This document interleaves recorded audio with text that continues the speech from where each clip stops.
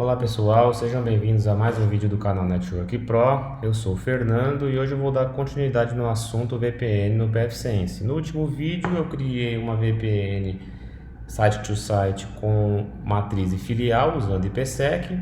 Fiz os testes de acesso a partir de um cliente da filial acessando os recursos na matriz. Foi possível acessar o servidor sem maiores problemas. A ideia hoje é que eu conecte os clientes OpenVPN no PFSense da filial e que os mesmos aproveitem o túnel já existente para acessar os recursos na matriz.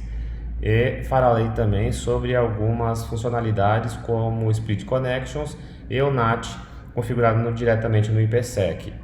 Uma informação importante que eu não falei no último vídeo é sobre as configurações de regra de firewall. A partir do momento que você cria um acesso IPsec ou OpenVPN, você passa a contar com essas duas abas em Rules, onde há a possibilidade de você criar as regras de firewall. A minha dica aqui, à medida que você fizer as configurações e essas abas estiverem disponíveis para você, crie de imediato uma regra permitindo todos os protocolos de N para N. Com essa regra, você vai ter a certeza de que caso algo não funcione ou o acesso à rede remota não funcione, você se certifica que o problema não é regra de firewall, e sim configuração de VPN. E depois que a configuração de VPN estiver correta, você estiver conseguindo pingar ambas as redes, tanto a remota quanto a local e vice-versa, aí você altera. Então aqui eu estou mostrando que é uma rede com protocolo, todos os protocolos de todos para todos. Muito cuidado, porque aqui é comum as pessoas que administram o PFSense criar uma regra permitindo tudo para tudo no protocolo TCP. Então o ping não vai funcionar porque é ICMP.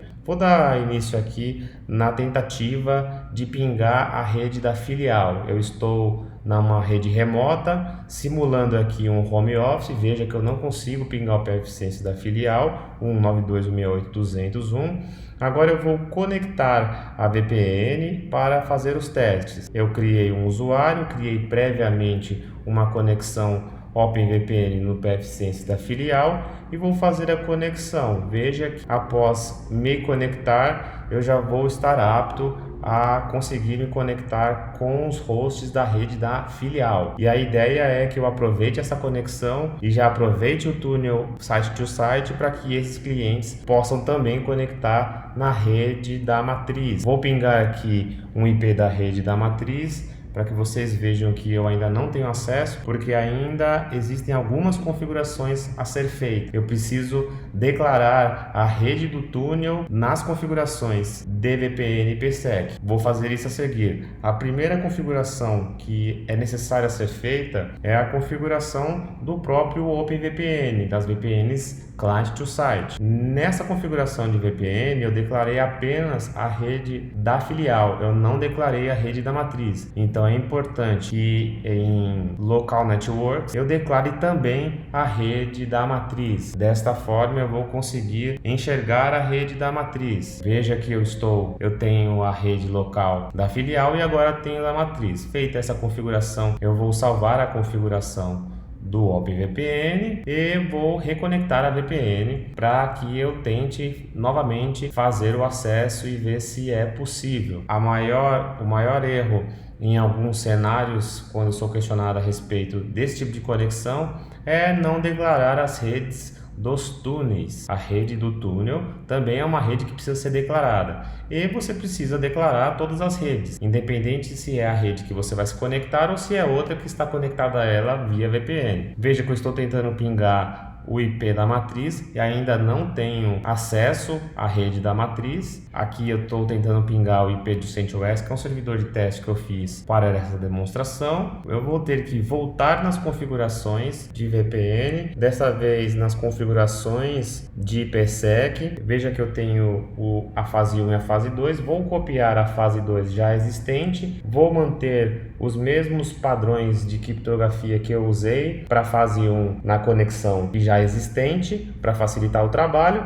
A única alteração que eu preciso fazer é em Local Network. Tendo em vista que eu estou na rede da filial, a rede do OpenVPN, a rede 10.11.11.0, passa a ser também uma rede local. mesmo ela sendo atribuída apenas para VPN, porém o firewall também entende como uma rede local. Então ela está declarada. Então eu tenho uma nova fase 2. A partir de agora vai ser possível passar o tráfego dessa rede através do túnel VPN IPsec. Vou fazer a mesma configuração no pfSense da matriz. Em VPN vou acessar IPsec. Veja que eu tenho o túnel configurado conforme nós fizemos no vídeo anterior. Vou copiar novamente a fase 2 já existente e em rede remota agora eu vou declarar a nova rede, que é a rede dos clientes OpenVPN, rede 10.11.11.0. Veja que agora eu tenho duas fase 2 e eu vou aplicar essa configuração. Eu estou mostrando aqui tanto na filial quanto na matriz as novas fases 2 estão configuradas. Agora eu vou em status e vou desconectar e conectar novamente a VPN para aplicar essa nova rede para que o túnel já passe a comunicação para a rede 10.11.11.0. Veja que em local subnets ela já aparece como disponível, então eu já vou conseguir a conexão a partir da rede 10.11.11.0. Veja que eu estou conectado no VPN e agora eu vou tentar pingar o IP da matriz. Veja que eu já vou receber resposta de sucesso. Eu consegui pingar o pfSense. Vou pingar o servidor CentOS de teste, tive sucesso e vou fazer um acesso SSH para comprovar que eu, a partir de uma rede remota, simulando um desktop home office, eu consigo acessar a rede também da matriz aproveitando um túnel VPN já existente. Lembrando que a única configuração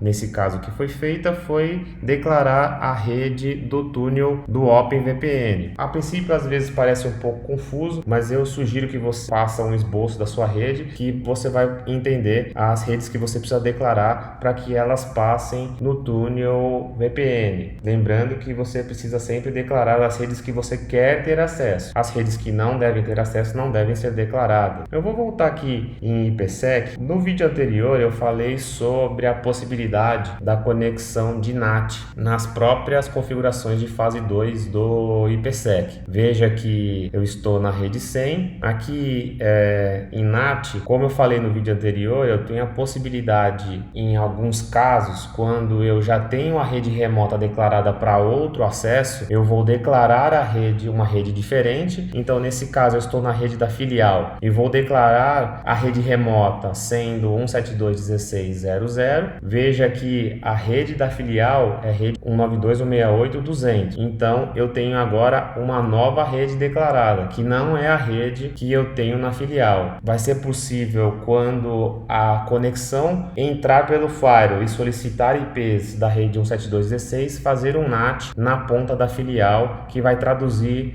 a rede 172.16 para a rede 192.168. Veja que aqui eu tenho a rede remota, mantenho a rede remota, vou adicionar uma condição de NAT, declarando aqui a rede 172.16.0.0, é um /24. O que vai acontecer? Quando o acesso da rede remota 192.168.100 bater no firewall perguntando por 172.16, ele vai traduzir para os meus IPs de rede LAN. Então é interessante, porque em alguns casos que você tem a impossibilidade de declarar a sua própria rede na outra ponta, você pode fazer um NAT diretamente na configuração de fase 2 do IPsec. Isso ajuda muito, já usei bastante, é bem funcional, porém alguns administradores ou usuários mais novos no uso do pfSense não conhecem, por isso eu acho importante demonstrar isso na prática. Vou aplicar a configuração. Aplicada a configuração, eu já vou conseguir fazer um teste. Vou em status IPsec,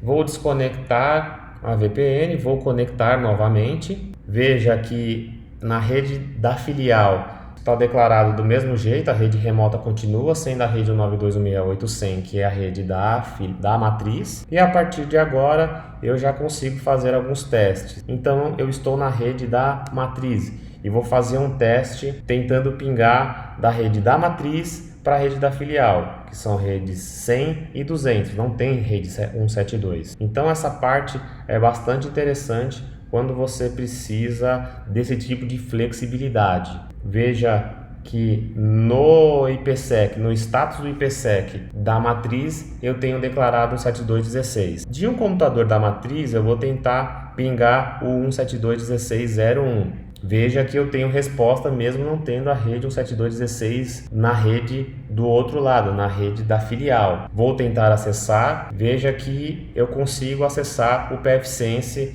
da rede 200. Eu vou ter um erro porque o pfSense não tem na sua configuração rede 172.16, então ele não espera responder como 172.16. Fiz uma alteração do HTTP Refiller e consegui liberar para que fosse possível acessar e demonstrar na prática isso funcionando, a possibilidade de configuração de NAT direto na fase 2 do IPsec. Então isso em alguns casos pode ser bastante funcional. O ideal é que você tenha controle e tenha uma rede segmentada de acordo com que você possa fazer a declaração correta. Porém, esse é um artifício que pode te ajudar aí numa hora aí de necessidade que você tenha de fazer alguma configuração com algum parceiro de trabalho. Isso comumente é feito com empresas terceiras que já têm diversas redes declaradas e precisa desse artifício para poder funcionar. Uma outra configuração que eu acho importante demonstrar é a configuração do Split Connections. Eu mencionei no vídeo anterior que o pfSense agrega as fases 2 em apenas uma SA, que é a Security Association.